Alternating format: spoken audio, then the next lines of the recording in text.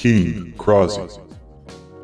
Hi, my name is Krozzy, and on yesterday, September 9th, the ArcheAge developers had a live stream Q&A, and I'm just going to go briefly over all the important parts, like a summary, because it's 50 minutes long.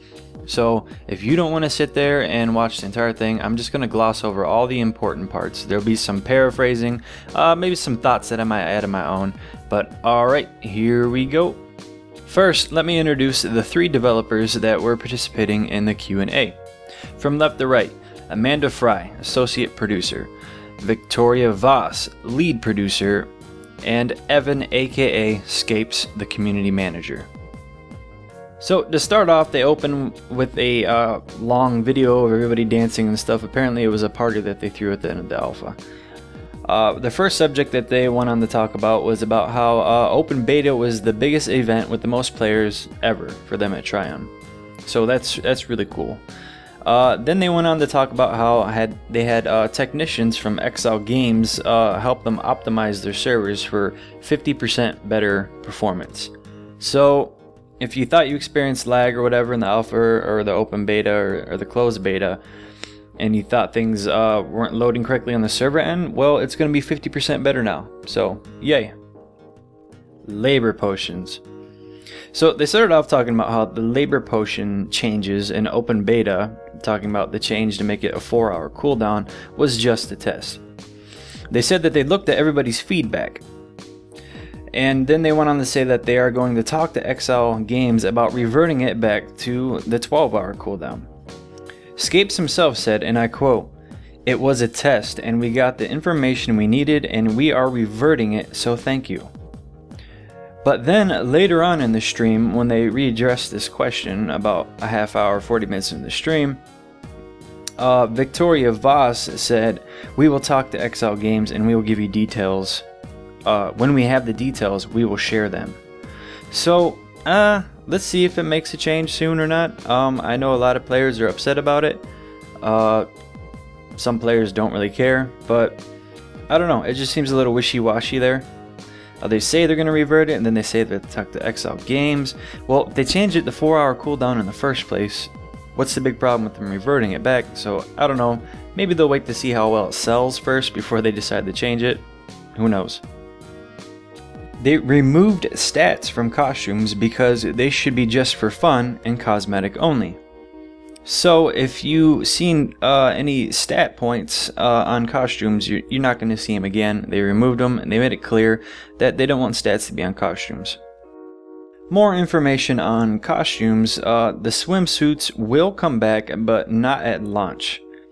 Talking about costume helmets and not being able to hide them, they said that costume helmets are part of the costume because it is single item ID. You cannot hide the helmet.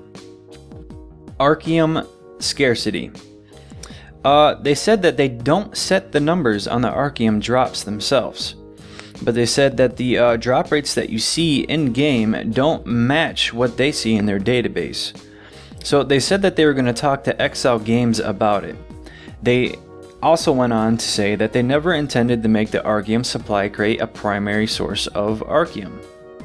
So hopefully they'll get the drop rate fixed so that we can actually see Archeum come out of the pouches and whatnot. And who knows, maybe they'll make it available in some other way. I do remember seeing people say that they used to drop in dungeons and stuff, so hopefully they make it easier, because as of right now it is almost impossible to craft things that require Archeum dust. Mount speeds. They talked about how mount speeds are normalized so that you can have a choice of what you would like to ride and you don't have to worry about the speed of the individual mount. So they said that it is purely cosmetic, and that's what they're aiming for in the future with all mounts they introduce in the games. And they went on to say that donkeys are still going to be at a slower tier because they're donkeys. They went on to talk about how the open beta servers are going to be the launch servers. So if you played an open beta, those servers that you've seen are going to be the launch servers, and they do not plan on adding any more servers unless they have to. Of course, Scapes said that he's going to be looking at the traffic. If the traffic demands that they put a new server up, then they'll think about it. Every character has been deleted for launch. The characters, the guilds, everything completely deleted. Everybody has to start over. Of course, I mean, you're expecting that from beta. And labor points are also starting at 0. So you will start regenerating your labor points the moment that you log in. The items used to craft fishing boats have been accidentally removed. So basically they wanted to remove some items from the game, and they asked XLGames to do it, and they accidentally removed one of the items that you need to craft the fishing boat. So they are talking to XLGames right now to try to get that particular item to craft the fishing boat back in the game as soon as possible. Then they went on to talk about the quest rewards for healers. So apparently healers are having problems getting good items from quest rewards, and they basically said that that's not going to be fixed.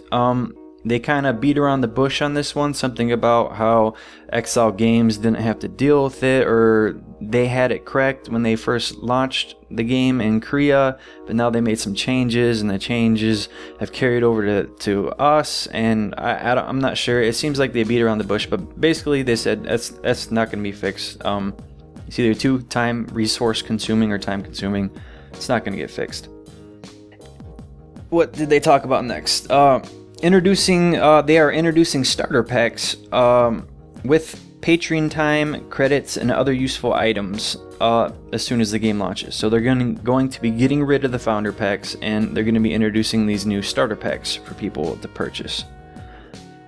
They also talked about extra character slots. So extra character slots can be unlocked for 1,000 credits per slot. You will start with 2 character slots. You are limited to 4 characters per server and 6 per region, as in American and European.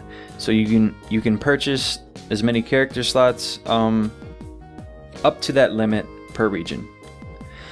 They then went to talk on about how the labor points pool will be shared among all of your characters per region. So if you have 6 characters on the North American region, they will all share the same labor pool. And that is some news to me. So that makes a lot of the issues that I had with the labor pots and the regenerating labor when you're offline. I was under the impression that each character you had regenerated labor offline, and you could use labor potions on per character basis. So now that I know that labor pools are shared among all characters per region, that really evens things out a lot for me. So that's some pretty cool information that I've seen. They also went on to talk about auction houses and how the servers share the same auction house, and they said that in the North American region, 3 servers will share a same auction house. So I think, what is there, 6 servers, or is there 9? I can't remember. But basically, the auction house is going to be shared across all servers, just 3 per auction house. And I think they said either 2 or 4 for European. Further detailing the auction houses, they talked about how free-to-play players will be able to buy on the auction house but not sell on the auction house. But they can purchase through the cash shop the ability to sell on the auction house per character basis. So you won't be able to purchase the ability to sell account-wide, but you have to do it on each character. But that's something for free-to-players to look forward to. And then they talked about how you can use Apex to do that, so you won't have to spend a single real-life dollar. And then they went on to detail what Apex is. So Apex stands for ArcheAge Patreon Exchange. So basically, it's an item that you can buy from the cash shop for 10 American dollars is the price they put it at. And then you can trade this item to other players, or you can post it on the auction house. So other players can buy this item from you, or you can just give it to them. Then they use that, and that gives their account credits, like they actually bought the credits themselves. So this gives an option for free-to-play players to attain credits to spend on the cash shop without actually spending any real money. They can just earn it with in-game gold. So I think that's really cool, and that's one of the things that's going to make this game successful, I think. Without this item, it wasn't looking very good with their cash shop store.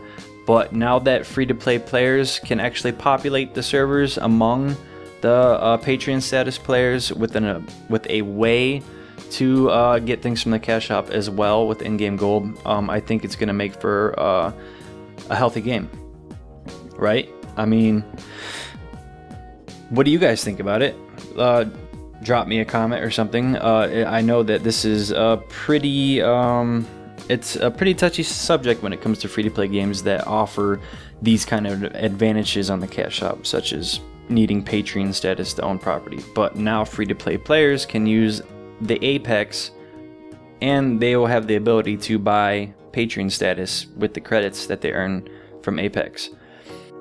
The next subject they touched on was bots and hackers and cheaters or whatever, and they went on to talk about how they have an engineer pretty much working full-time on catching bots and monitoring players for, quote, bad behavior.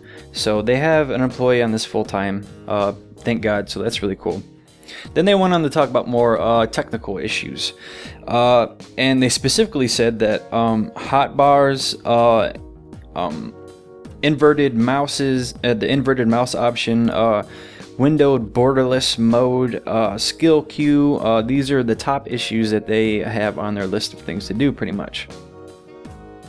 Going on to talk about PvP and technical issues, they talked about how healers, as it stands right now, if a healer is in a protected area and somebody is flagged for PvP and they heal them, then they do not get flagged for PvP.